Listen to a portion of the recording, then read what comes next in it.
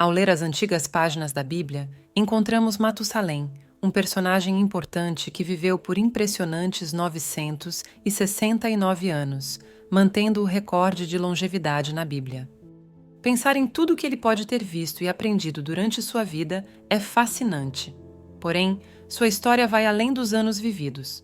Ela nos revela mistérios profundos e eventos significativos da história humana. Matusalém não só viveu por muitos anos, mas também conectou o divino ao humano. Ele teve um papel especial na linhagem que levou a Noé, o construtor da arca, e teve uma relação única com seu pai, Enoque, um profeta que, ao contrário de outros, nunca morreu.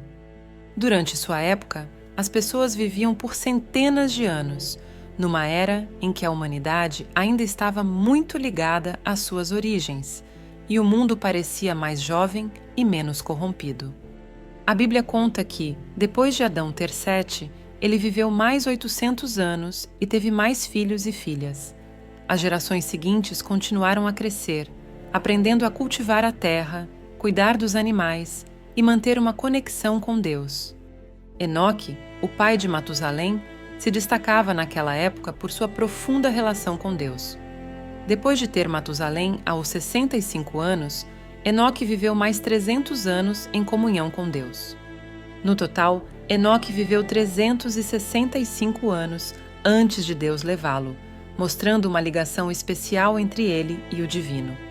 Matusalém, abençoado com uma vida longa, tornou-se avô de Noé, um homem justo escolhido por Deus para construir uma arca e salvar a vida durante um grande dilúvio. Assim, Matusalém, filho de um homem de grande fé e avô de um salvador da humanidade, desempenhou um papel crucial em uma família que estava destinada a cumprir propósitos divinos e moldar o destino humano. Matusalém viveu em uma época cheia de maldade. Seu pai, Enoque, tinha avisado o mundo sobre uma grande catástrofe que estava para acontecer. Essa previsão está no Novo Testamento, no livro de Judas, onde Enoque previu que o Senhor viria com muitos de seus santos para julgar as pessoas por seus atos ruins e palavras ofensivas. Quando Enoque tinha 65 anos, ele teve um filho chamado Matusalém. O nome que Deus escolheu para ele tinha um significado especial que indicava um evento futuro. Quando Matusalém morresse, começaria o período de julgamento divino. Na Bíblia, os nomes são muito significativos e muitas vezes representam o papel ou o destino de uma pessoa. Por exemplo, o nome Adão significa da terra, que é de onde ele foi criado. Já o nome Noé significa descanso, indicando a salvação que ele traria. O nome de Matusalém, que significa seu dia é a morte, sugeria que seu falecimento iniciaria um tempo de julgamento. Ele viveu mais do que qualquer outra pessoa na Bíblia, morrendo aos 969 anos, e interessantemente, o dilúvio começou logo após sua morte. Noé, que era bisneto de Enoque e neto de Matusalém, também é conhecido por sua longa vida e pelo significado profético de seu nome. A Bíblia mostra uma conexão clara entre a vida de Matusalém e o dilúvio, sugerindo que a morte de Matusalém e o começo do dilúvio não foram uma coincidência, mas algo intencionalmente ligado pela história bíblica que une nomes, destinos e profecias. A vida longa de Matusalém mostra quão misericordioso é Deus. Isso contrasta com o pecado humano e mostra que Deus planejou salvar e redimir a humanidade corrupta. A misericórdia de Deus, que é o perdão oferecido a quem merece punição, é a base do grande sacrifício de Cristo por nós. Enquanto nossa capacidade de perdoar é limitada, o perdão de Deus pelas nossas maiores faltas mostra que Ele é infinitamente misericordioso. Essa ideia foi transmitida tanto por Enoque quanto por Noé, que alertaram sobre o fim do mundo, mesmo sendo ridicularizados. Atualmente, como foi predito em 2 Pedro no capítulo 3 e Judas 1,18, existem pessoas zombando da ideia de que Jesus voltará, perguntando por que, se tudo permanece como sempre foi desde a morte dos nossos ancestrais. Pedro nos avisa que esses escarnecedores sempre existirão, e Noé, durante os 120 anos construindo a arca, também enfrentou céticos que duvidavam que algo iria mudar. Esses céticos não acreditam em intervenção ou mudanças divinas, mas a Bíblia, em 2 Pedro, nos lembra que Deus criou os céus e a terra com sua palavra e que, com a mesma palavra, Ele julgará o mundo com fogo.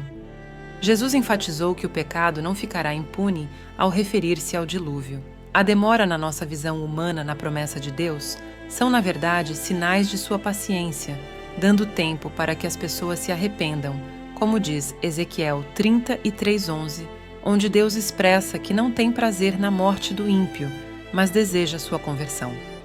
Portanto, quando Jesus retornar, será de forma inesperada, transformando radicalmente o mundo, com os céus desaparecendo em estrondo e os elementos se derretendo. Durante os dias de Noé e Matusalém, a maldade era tão grande que Deus teve que destruir todos e recomeçar com Noé, o único justo. Gênesis nos conta que a maldade humana era intensa e os pensamentos das pessoas inclinavam-se sempre para o mal. Atualmente, vemos um aumento no número de pessoas que zombam e duvidam, especialmente porque muitos se distanciaram dos ensinamentos bíblicos, perdendo assim a noção clara do que é certo ou errado, verdadeiro ou falso. Isso faz com que aqueles que afirmam conhecer a verdade se tornem alvos de zombaria. Nesse cenário de degradação moral, Noé era um homem justo e íntegro. Deus o informou sobre um dilúvio que limparia a terra de tanta maldade e deu a ele instruções para construir uma grande arca para salvar sua família e um par de cada espécie animal. Deus fez uma promessa a Noé de protegê-lo. Os primeiros capítulos de Gênesis descrevem um mundo antes do dilúvio cheio de pecado, violência e corrupção moral. As pessoas eram egoístas, sempre procurando satisfazer seus próprios desejos sem se preocupar com os outros. Virtudes como honestidade, integridade e bondade eram raras, enquanto a decepção e a manipulação eram comuns. Nesse caos, as famílias não eram mais lugares de amor e apoio, mas sim de traição e conflito. A sociedade estava destruída pelo egoísmo e pela maldade. Além disso, surgiram os nefilins, frutos das uniões entre os filhos de Deus e as filhas dos homens, conforme descrito em Gênesis 6. Os nefilins eram seres enormes e poderosos, descendentes de uniões extraordinárias, e se destacavam em sua época. Eles eram admirados e temidos, muitas vezes desviando as pessoas de suas crenças e valores fundamentais. A presença deles contribuía para aumentar os problemas em um mundo já caótico e problemático. Para entender a vida de Matusalém, precisamos considerar o contexto dos dias de Noé. Jesus falou sobre essa época em Lucas, explicando que as pessoas viviam suas vidas normalmente, sem perceber o julgamento iminente, até que Noé entrou na arca e veio o dilúvio que os destruiu. Esse padrão de vida normal também aconteceu nos dias de Ló, onde as pessoas faziam suas atividades diárias até serem surpreendidas por um desastre de fogo e enxofre. Isso se repetirá quando o Filho do Homem for revelado. Haverá um momento em que todas as oportunidades para obedecer a Deus terão acabado. Alguns podem desprezar as advertências sobre o inferno ou o julgamento, vendo-as como meras táticas de intimidação. No entanto, Jesus falou muitas vezes sobre o inferno, destacando a importância de estar preparado. Nos últimos dias, assim como nos tempos de Noé e Ló, o materialismo domina. As pessoas estão tão envolvidas em suas atividades mundanas que esquecem o que é espiritual e eterno.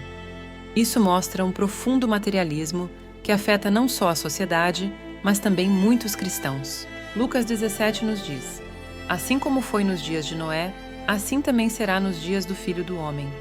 Isso significa que, ao olharmos para os dias de Noé, podemos entender o que esperar antes do retorno de Jesus. Ao estudar o livro de Gênesis, vemos detalhes importantes sobre aquele tempo, que, apesar de muitos aspectos negativos, também tinha seus pontos positivos. Gênesis 6:9 afirma: estas são as gerações de Noé. Noé era homem justo e perfeito em suas gerações. Noé andava com Deus. Esse versículo mostra que Noé tinha um relacionamento pessoal e direto com Deus, que lhe revelava o futuro e o plano de salvação. Noé e sua família foram os únicos que sobreviveram ao dilúvio, o que mostra que viver de acordo com a vontade de Deus e manter um relacionamento próximo com Ele permite enfrentar grandes desafios. A longa vida de Matusalém nos faz refletir sobre como usamos nosso tempo. Não é apenas quanto tempo vivemos, mas como vivemos nossos dias. Sua história nos lembra que a vida é breve, mesmo para os mais longevos, e nos desafia a pensar em como estamos gastando nosso tempo. A história de Matusalém e seu significado mais profundo ainda oferecem lições sobre paciência, misericórdia e o uso consciente do tempo que temos. O Salmo 90, versículo 12, nos ensina: Ensina-nos a contar os nossos dias, para que alcancemos um coração sábio.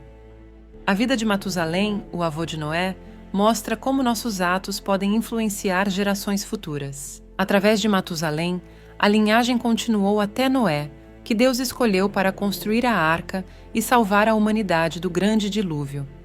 Isso mostra que nosso legado vai além de nossas próprias conquistas e inclui como influenciamos os que vêm depois de nós. A história também sugere que Matusalém, cujo nome está associado ao dilúvio que ocorreu após sua morte, nos ensina sobre a confiança no tempo e no plano de Deus, como dito em Provérbios. Confia no Senhor de todo o teu coração e não te estribes no teu próprio entendimento. Reconhece-o em todos os teus caminhos, e Ele endireitará as tuas veredas. Se gostou desse vídeo, se inscreva no canal e compartilhe com outras pessoas. Deus te abençoe.